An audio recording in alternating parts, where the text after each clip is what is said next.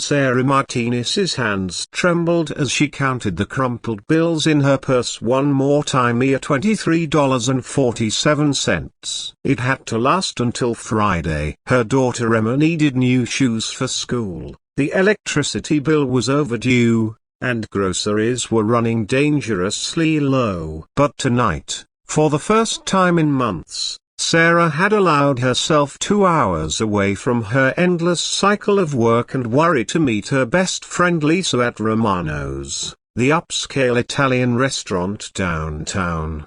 "I really can't afford this," Sarah whispered as Lisa dragged her toward the hostess stand. Her worn sneakers squeaked against the polished marble floor, and she felt acutely aware of her faded jeans and thrift store blouse among the designer dresses and tailored suits surrounding them. "My treat, remember? You need this," Lisa insisted, squeezing her arm. "When's the last time you did something just for you?" Sarah couldn't remember. Since her ex-husband walked out 3 years ago, leaving her with 5-year-old Emma and a mountain of debt, every moment had been calculated, every dollar stretched, every decision weighed against her daughter's needs. They were seated at a corner table when Sarah noticed him, a man at the bar who kept checking his watch and scanning the entrance with growing frustration. He was impeccably dressed in a charcoal grey suit that probably cost more than Sarah made in a month, but his shoulders sagged with the loneliness she recognized all too well. "Poor guy," Sarah murmured, nodding toward him. "Looks like he's been stood up." Lisa glanced over and shrugged. Probably some rich jerk who had it coming. But Sarah saw something different. Maybe it was the way he politely declined the bartender's fourth attempt to refill his drink, or how he left an overly generous tip despite his obvious disappointment. There was a gentleness in his movements that spoke to her mother's instincts. 20 minutes later, as Sarah excused herself to use the restroom, she passed his table. He was now seated alone, staring at his untouched and tray-tilde copyright tea with the kind of dejection that made Sarah's heart ache. Without thinking, she stopped. "Excuse me," she said softly. "I hope this doesn't sound too forward, but are you okay?" He looked up, startled. His eyes were a warm brown, kind but guarded. "I'm sorry, you just looked a little, well, disappointed." "I'm Sarah." She extended her hand, then immediately second-guessed herself. What was she doing? This man was clearly out of her league in every possible way. "Marcus," he replied, shaking her hand with surprising gentleness. "And yes, I suppose disappointed covers it, though I'm not sure why I expected tonight to be different." "Bad date." He let out a bitter laugh. "Blind date set up by my assistant who seems convinced that my biggest problem in life is being single." My date took one look at me, whispered something to the hostess, and left through the back exit. Sarah's heart clenched. She'd been on the receiving end of enough rejection to recognize the pain behind his casual tone. "I'm so sorry." "That's awful." "Story of my life, apparently." Marcus picked up his wine glass, then set it down without drinking. "I'm beginning to think my assistant was right about one thing. I clearly don't understand people at all." The vulnerability in his voice made Sarah's decision for her. "Well, your date was an idiot," she said firmly. "You seem perfectly lovely to me." Marcus looked up in surprise, a small smile tugging at the corner of his mouth. "You don't even know me." "I know you've been nothing but polite to the staff despite being upset. I know you tip well, and I know you have kind eyes." Sarah felt heat rise in her cheeks. "Sorry, I should let you get back to your dinner." "Wait," Marcus said quickly as she turned to leave. "Are you here alone?" "No, I'm with my friend. She's trying to force me to remember what it feels like to be a normal human being instead of just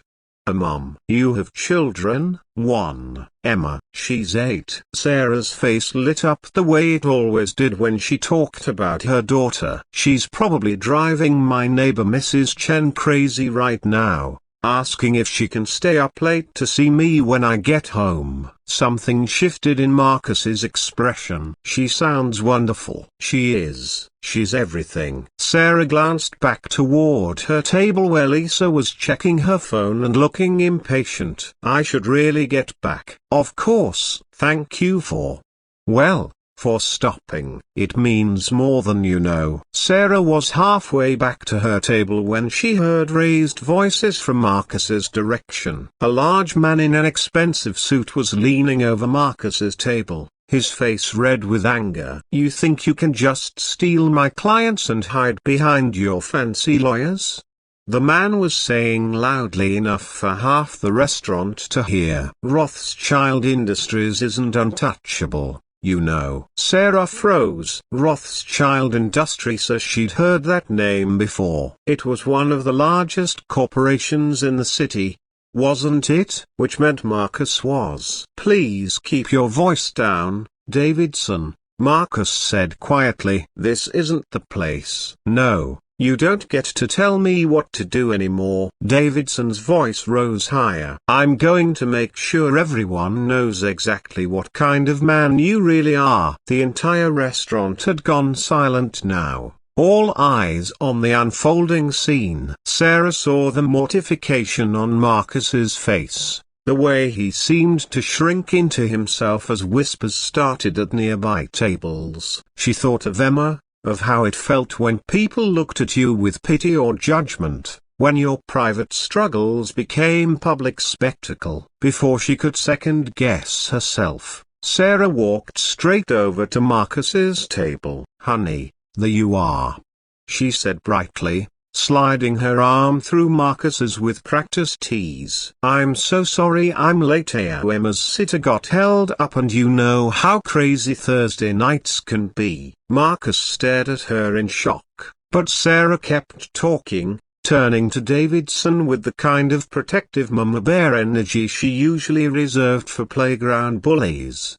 I'm sorry, but you're disrupting our dinner, she said firmly. I'd appreciate it if you'd lower your voice. There are families here. Davidson looked taken aback, clearly not expecting interference from this slight woman in discount clothing. This is a private business matter, lady. Well, now it's a family matter, Sarah replied sweetly. Marcus, should we ask for our check? I promised Emma we'd read another chapter of Harry Potter before bed. Marcus found his voice. Yes, I think that's a good idea. He stood and placed several bills on the table, far more than necessary for his untouched meal. Davidson, we'll discuss this through proper channels. Good night. As they walked towards the exit together, Sarah could feel the stares following them. Her cheeks burned, but she kept her chin up and her arm linked with Marcus's until they were safely outside. You didn't have to do that,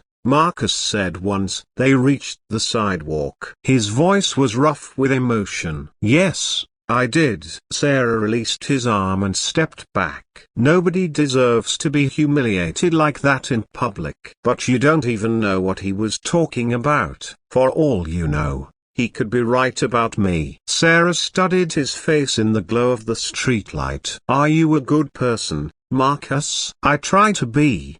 Do you love your family? I don't have much family left. But yes, what little I have. Do you treat people with respect? I try to. Then that's all I need to know. Sarah pulled her thin jacket tighter against the October chill. The rest is just noise. Marcus was quiet for a long moment. Can I give you a ride home? That's kind. But I came with Lisa. I should get back to her. Sarah hesitated. Marcus, your date tonight. She didn't leave because there was anything wrong with you, Some people just can't see past the surface to recognize a good heart when it's right in front of them. How do you know I have a good heart? Sarah smiled. Because you've been worried about your waitress getting in trouble for your uneaten dinner this whole time. You keep glancing back at the window. Marcus looked stunned that she'd noticed. The manager seemed upset about the scene Davidson caused. See? Good heart. Sarah started to walk away, then turned back. Marcus, everyone deserves kindness, including you. She left him standing there under the streetlight, looking like a man who just remembered something he'd forgotten about the world. Inside, Lisa was waiting with raised eyebrows and a knowing smirk. So, want to tell me what that was about? Just helping someone out, Sarah said, sliding back into her seat. That someone looked like he could buy this entire restaurant. Sarah shrugged, suddenly exhausted. The adrenaline of standing up to Davidson was wearing off, replaced by the familiar weight of her real life. Tomorrow she'd be back to counting quarters for Emma's lunch money. Tonight felt like a beautiful dream she couldn't afford to have. But as they left the restaurant an hour later, Sarah found Marcus waiting by his car, a sleek black sedan that confirmed everything she'd suspected about his wealth. I wanted to thank you properly, he said, approaching them carefully. What you did tonight. I can't remember the last time someone stood up for me like that. You don't need to thank me. Yes, I do. Marcus reached into his jacket and pulled out a business card. I'm the CEO of Rothschild Industries, and I'd like to offer you a job. Sarah stared at the card in shock.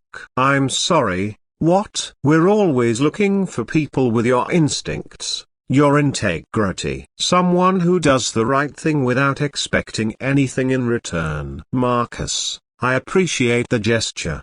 Buta. Please, just think about it. The salary starts at $80,000, full benefits, flexible hours for parents. He met her eyes. You mentioned your daughter needs shoes. Sarah felt tears prick her eyes. I can't accept charity. It's not charity. It's recognizing talent when I see it. Marcus's voice was gentle but firm. Sarah, in 5 minutes tonight, you handled a crisis better than most of my executives could. You protected someone you barely knew from public humiliation. You diffused a volatile situation, and you did it all with grace and kindness. That's not something you can teach. But I don't have experience in that. You have experience in what matters most, at treating people right. Everything else can be learned. Sarah looked at the card in her trembling hands, then at Marcus's earnest face. Why are you doing this? Because for the first time in years, someone looked at me and saw a person worth protecting instead of a target or an opportunity. His voice was quiet. And because I think Emma deserves to have her mom's sacrifices recognized. 3 months later, Sarah was settling into her new office on the 15th floor of Rothschild Tower. The transition hadn't been easy. Imposter syndrome battled daily with her determination to prove Marcus right about Hera, but she was learning quickly. More importantly, Emma had new shoes, their apartment was warm, and for the first time in years, Sarah fell asleep at night without worrying about tomorrow. Marcus had become a constant presence in their lives, though he was careful to respect boundaries. He attended Emma's school play, helped with homework when Sarah worked late, and somehow convinced Emma that his penthouse apartment desperately needed an 8-year-old's decorating advice. Mom, Emma said one evening as Sarah tucked her into bed, do you think Marcus is lonely? Why do you ask, sweetheart? Because he always looks so happy when he's here with us. But when he thinks we're not looking, he gets that sad face like you used to have. Sarah's heart clenched. What sad face? The one that says I love people but I'm scared they won't love me back. Out of the mouths of babes. Sarah kissed Emma's forehead and went to find Marcus. who was washing dishes in her small kitchen despite her protests. "You know you don't have to do that," she said. "I want to. It's nice having a kitchen that actually gets used." Sarah studied his profile as he focused intently on scrubbing her mismatched plates. "Marcus, can I ask you something personal?" "Of course." "Why were you really on that blind date 3 months ago?" His hands stilled in the soapy water. "My assistant thought I needed to get out more. She said I was becoming too isolated." "And were you?" Marcus was quiet for so long Sarah thought he wouldn't answer. "After my parents died 5 years ago, I threw myself into work. It was easier than dealing with the loneliness. But work doesn't keep you warm at night,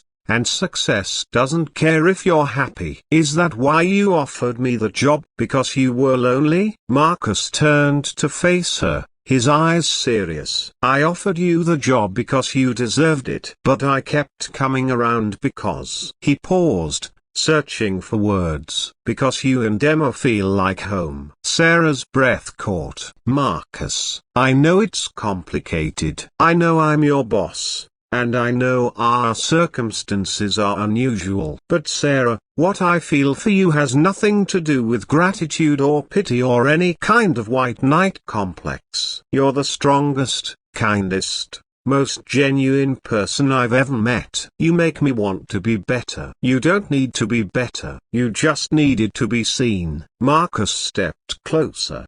"Do you see me?" Sarah reached up to touch his cheek. "I see someone who tips waitresses too much because he remembers what it's like to struggle. I see someone who reads Harry Potter with an 8-year-old even though he's never had kids of his own. I see someone who offers opportunities to others because he knows what it means to need a chance." "Sarah, I'm falling in love with you." "I think I fell first," she whispered. "That night at the restaurant, when you looked so lost. I wanted to take care of you. And now I want us to take care of each other." When Marcus kissed her, Sarah tasted hope and possibility and the promise of a future she'd never dared to dream. Later, as they sat on her couch talking about everything and nothing, Emma appeared in her pajamas. "Are you going to be my dad now?"